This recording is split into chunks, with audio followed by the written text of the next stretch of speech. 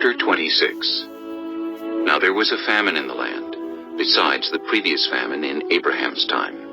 And Isaac went to Abimelech, king of the Philistines, in Gerar. The Lord appeared to Isaac and said, "Do not go down to Egypt. Live in the land where I tell you to live. Stay in this land for a while, and I will be with you, and will bless you. For to you and your descendants I will give all these lands, and will confirm the oath I swore to your father Abraham. I will make your descendants as numerous as the stars in the sky, and will give them all these lands. And through your offspring, all nations on earth will be blessed, because Abraham obeyed me, and did everything I required of him, keeping my commands, my decrees, and my instructions." So Isaac stayed in Gerar. When the men of that place asked him about his wife, he said, "She is my sister." because he was afraid to say, "She is my wife." he thought, The men of this place might kill me on account of Rebekah, because she is beautiful. When Isaac had been there a long time, Abimelech, king of the Philistines, looked down from a window and saw Isaac caressing his wife Rebekah. So Abimelech summoned Isaac and said, "She is really your wife. Why did you say, 'She is my sister'?" Isaac answered him. Because I thought I might lose my life on account of her. Then Abimelech said, "What is this you have done to us? One of the men might well have slept with your wife, and you would have brought guilt upon us." So Abimelech gave orders to all the people, "Anyone who harms this man or his wife shall surely be put to death." Isaac planted crops in that land, and the same year reaped 100-fold, because the Lord blessed him. The man became rich, and his wealth continued to grow until he became very wealthy. He had so many flocks and herds and servants that the Philistines envied him. So all the wells that his father's servants had dug in the time of his father Abraham, the Philistines stopped up, filling them with earth. Then Abimelech said to Isaac, "Move away from us. You have become too powerful for us." So Isaac moved away from there and encamped in the valley of Gerar, where he settled. Isaac reopened the wells that had been dug in the time of his father Abraham, which the Philistines had stopped up after Abraham died, and he gave them the same names his father had given them. Isaac's servants dug in the valley and discovered a well of fresh water there. But the herders of Gerar quarreled with those of Isaac and said, "The water is ours." So he named the well Esek, because they disputed with him. Then they dug another well, but they quarreled over that one also, so he named it Sitnah. He moved on from there and dug another well, and no one quarreled over it. He named it Rehoboth, saying, Now the Lord has given us room, and we will flourish in the land. From there he went up to Beersheba. That night the Lord appeared to him and said, "I am the God of your father Abraham. Do not be afraid, for I am with you. I will bless you, and will increase the number of your descendants for the sake of my servant Abraham." Isaac built an altar there, and called on the name of the Lord. There he pitched his tent, and there his servants dug a well. Meanwhile, Abimelech had come to him from Gerar, with Ahuzath his personal advisor, and Phicol the commander of his forces. Isaac asked them, Why have you come to me, since you were hostile to me and sent me away? They answered, "We saw clearly that the Lord was with you, so we said there ought to be a sworn agreement between us and you. Let us make a treaty with you, that you will do us no harm, just as we did not harm you, but always treated you well and sent you away peacefully. And now you are blessed by the Lord." Isaac then made a feast for them, and they ate and drank. Early the next morning the men swore an oath to each other. Then Isaac sent them on their way, and they went away peacefully. That day Isaac's servants came and told him about the well they had dug. They said, "We found water." He called it Shibah, and to this day the name of the town has been Beersheba. When Esau was 40 years old, he married Judith, daughter of Beeri the Hittite, and also Basemath, daughter of Elon the Hittite. They were a source of grief to Isaac and Rebekah. Chapter 27. When Isaac was old, and his eyes were so weak that he could no longer see, he called for Esau his older son, and said to him, My son? "Here I am. he answered. Isaac said, I am now an old man, and don't know the day of my death. Now then, get your equipment, your quiver and bow, and go out to the open country to hunt some wild game for me. Prepare me the kind of tasty food I like, and bring it to me to eat, so that I may give you my blessing before I die. Now Rebekah was listening as Isaac spoke to his son Esau. When Esau left for the open country to hunt game and bring it back, Rebekah said to her son Jacob, Look, I overheard your father say to your brother Esau, Bring me some game and prepare me some tasty food to eat, so that I may give you my blessing in the presence of the Lord before I die. Now, my son, listen carefully and do what I tell you. Go out to the flock and bring me 2 choice young goats, so I can prepare some tasty food for your father, just the way he likes it. Then take it to your father to eat, so that he may give you his blessing before he dies. Jacob said to Rebekah his mother, But my brother Esau is a hairy man, while I have smooth skin. What if my father touches me? I would appear to be tricking him, and would bring down a curse on myself rather than a blessing. His mother said to him, My son, let the curse fall on me. Just do what I say. Go and get them for me. So he went and got them and brought them to his mother, and she prepared some tasty food just the way his father liked it. Then Rebekah took the best clothes of Esau, her older son, which she had in the house, and put them on her younger son Jacob. She also covered his hands and the smooth part of his neck with the goatskins. Then she handed to her son Jacob the tasty food and the bread she had made. He went to his father and said, My father? Yes, my son. He answered. Who is it? Jacob said to his father, I am Esau, your firstborn. I have done as you told me. Please sit up and eat some of my game, so that you may give me your blessing. Isaac asked his son. How did you find it so quickly, my son? The Lord your God gave me success, he replied. Then Isaac said to Jacob, Come near so I can touch you, my son, to know whether you really are my son Esau or not. Jacob went close to his father Isaac, who touched him and said, The voice is the voice of Jacob, but the hands are the hands of Esau. He did not recognize him, for his hands were hairy like those of his brother Esau. So he proceeded to bless him. Are you really my son, Esau? He asked. I am, he replied. Then he said, My son, bring me some of your game to eat, so that I may give you my blessing. Jacob brought it to him, and he ate. And he brought some wine, and he drank. Then his father Isaac said to him, Come here, my son, and kiss me. So he went to him and kissed him. When Isaac caught the smell of his clothes, he blessed him and said, The smell of my son is like the smell of a field that the Lord has blessed. May God give you heaven's dew and earth's richness and abundance of grain and new wine. May nations serve you and peoples bow down to you. Be Lord over your brothers, and may the sons of your mother bow down to you. May those who curse you be cursed, and those who bless you be blessed. After Isaac finished blessing him, and Jacob had scarcely left his father's presence, his brother Esau came in from hunting.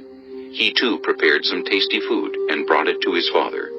Then he said to him, My father, please sit up and eat some of my game, so that you may give me your blessing. His father Isaac asked him, Who are you? I am your son, he answered, your firstborn, Esau. Isaac trembled violently and said, Who was it then that hunted game and brought it to me? I ate it just before you came, and I blessed him. And indeed he will be blessed. When Esau heard his father's words, he burst out with a loud and bitter cry and said to his father, Bless me too, my father. But he said, Your brother came deceitfully and took your blessing. Esau said, Isn't he rightly named Jacob? This is the second time he has taken advantage of me. He took my birthright, and now he's taken my blessing. Then he asked, Haven't you reserved any blessing for me?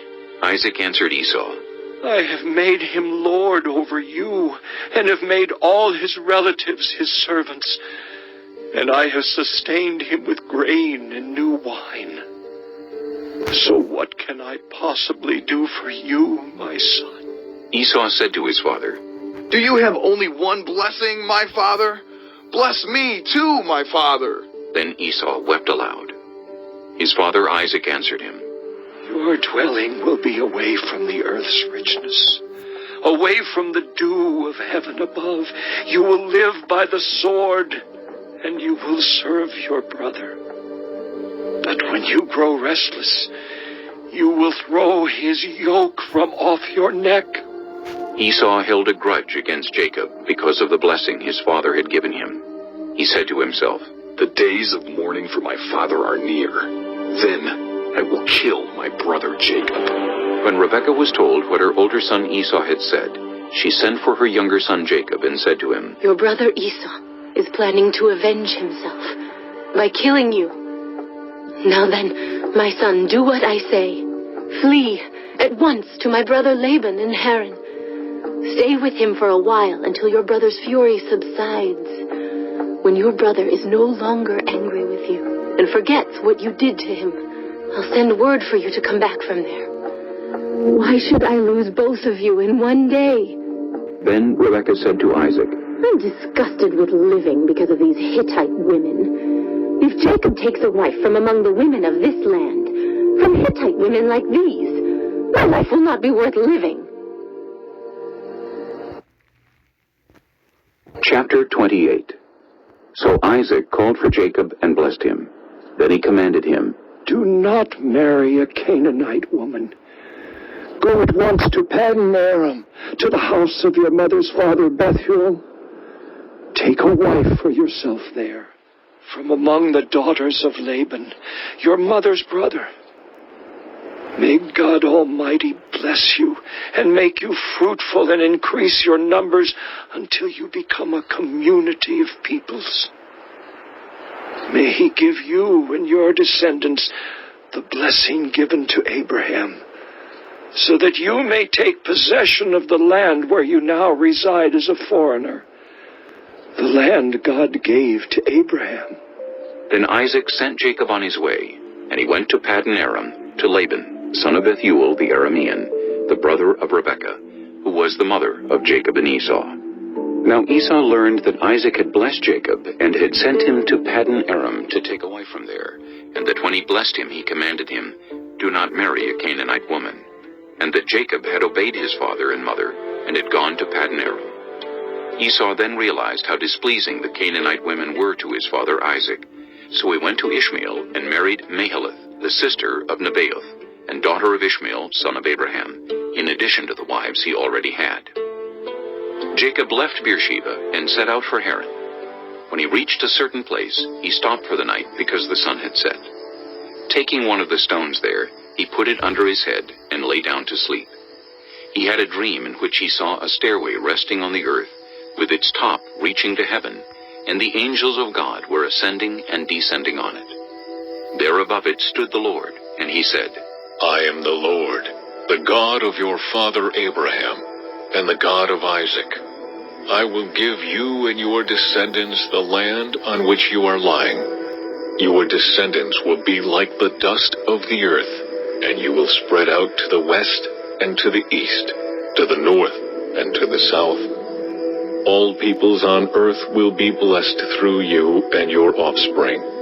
I am with you, and will watch over you wherever you go, and I will bring you back to this land. I will not leave you until I have done what I have promised you. When Jacob awoke from his sleep, he thought, Surely the Lord is in this place, and I was not aware of it. He was afraid and said, How awesome is this place! This is none other than the house of God. This is the gate of heaven. Early the next morning, Jacob took the stone he had placed under his head, and set it up as a pillar, and poured oil on top of it. He called that place Bethel, though the city used to be called Luz. Then Jacob made a vow, saying, If God will be with me, and will watch over me on this journey I am taking, and will give me food to eat and clothes to wear, so that I return safely to my father's household, then the Lord will be my God. And this stone that I have set up as a pillar will be God's house. And of all that you give me, I will give you a tenth.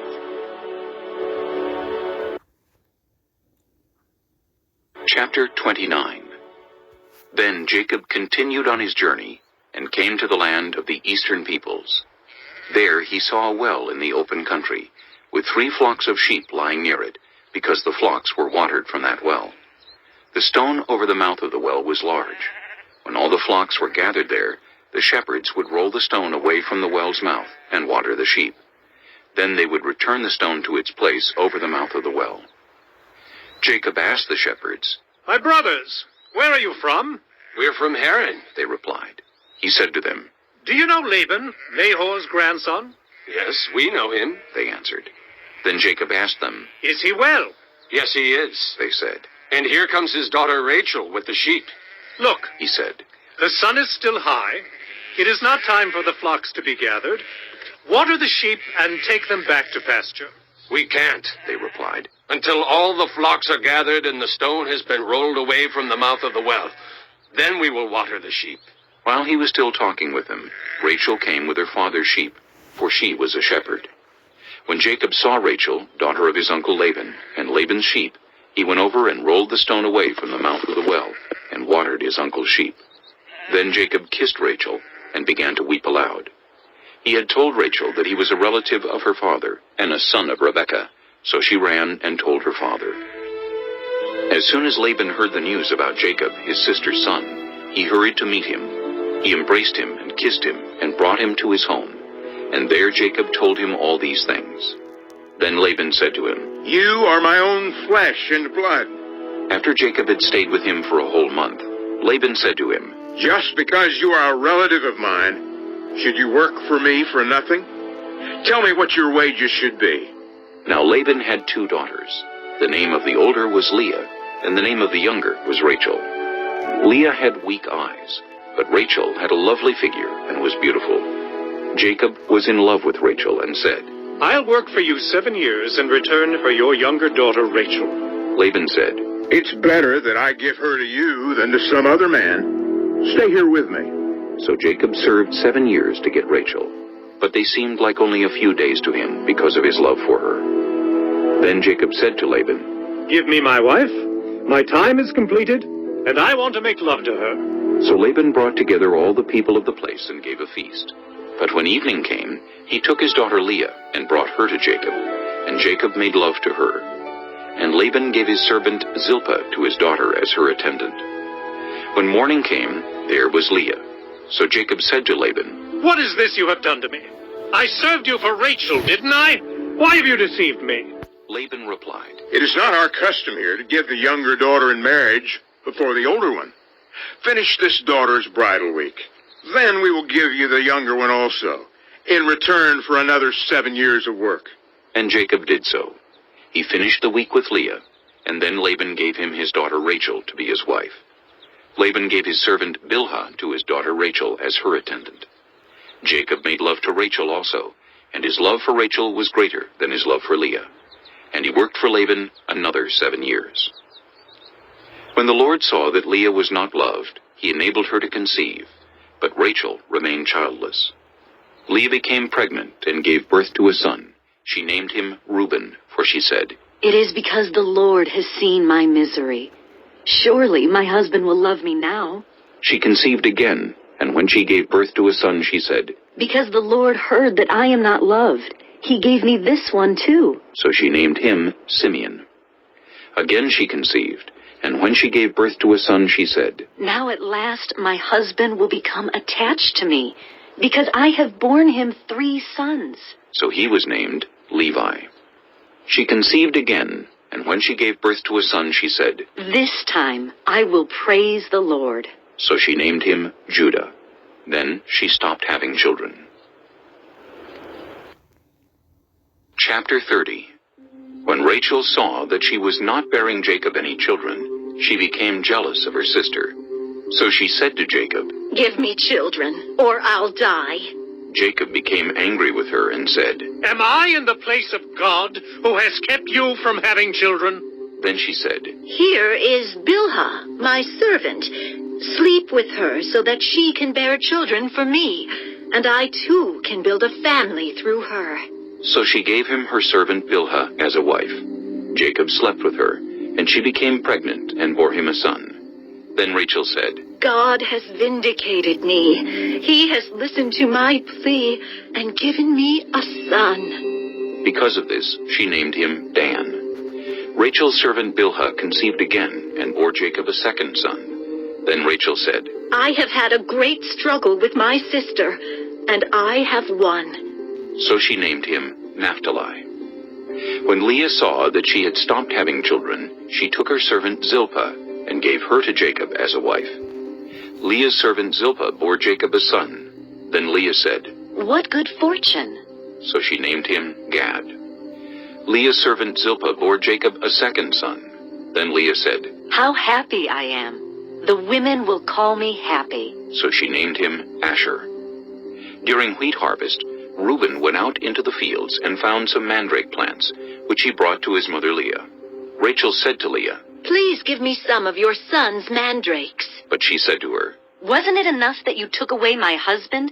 Will you take my son's mandrakes too?" "Very well. Rachel said. He can sleep with you tonight in return for your son's mandrakes."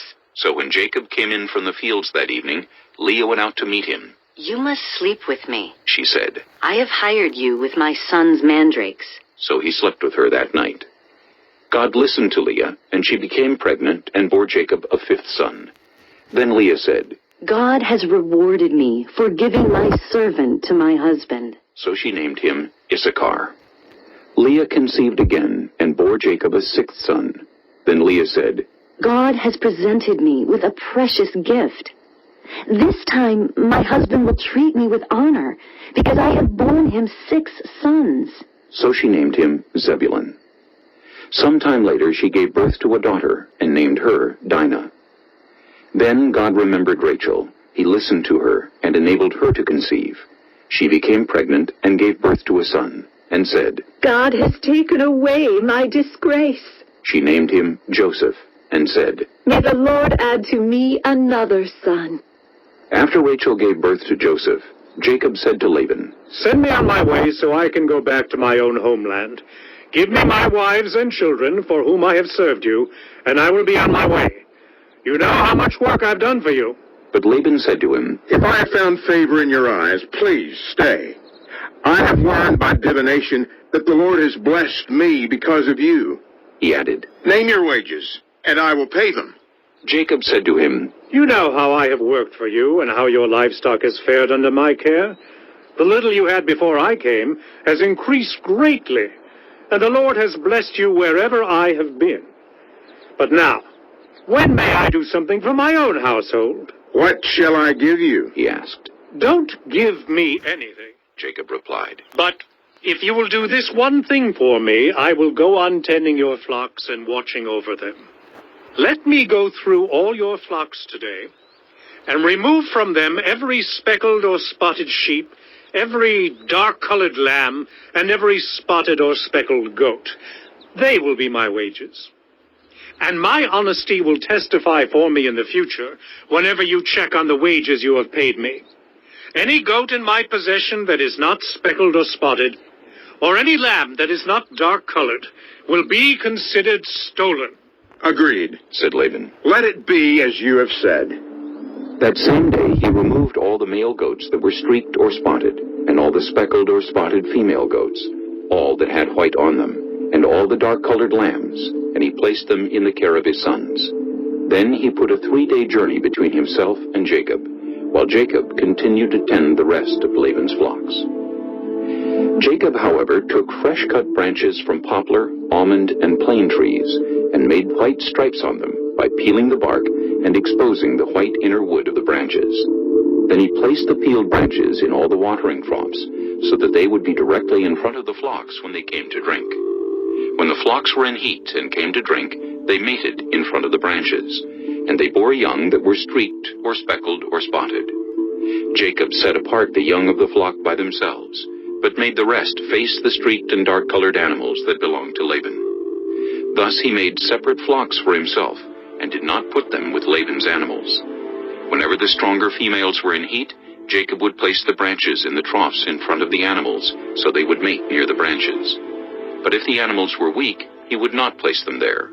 So the weak animals went to Laban, and the strong ones to Jacob. In this way the man grew exceedingly prosperous, and came to own large flocks and female and male servants, and camels and donkeys.